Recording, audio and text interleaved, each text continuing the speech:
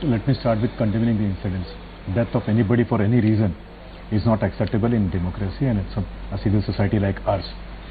Number one. Number two, I think the local LEA, Law Enforcement Agency, was not prepared, and this is to be investigated. And I would also request all of you not to cast aspirations and create situations where people get swayed away by something. There is an inquiry going on. There is a SIT been formed. There no, but I'm asking you about Mr. Yogi Adityanath's administration. I'm coming on that. Two parts, madam.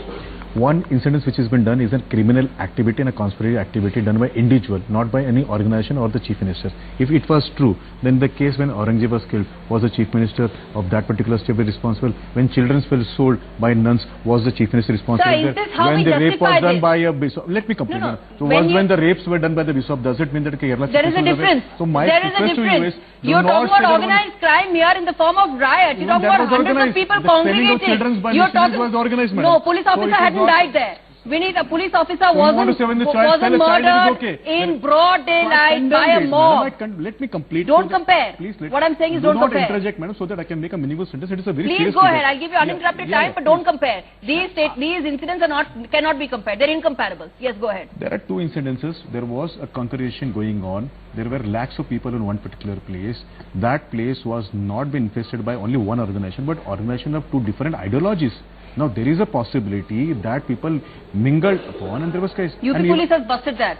They have officially they have said the two incidents were 50 kilometers apart and had nothing to do with each other. No, one, it was only 28 kilometers away, and people UP can travel. 50 kilometers, I was on another channel, the DGP, ex-DGP spoke about this, and Mr. Rao is a good officer, he would understand. The protocols are not to shoot in the chest.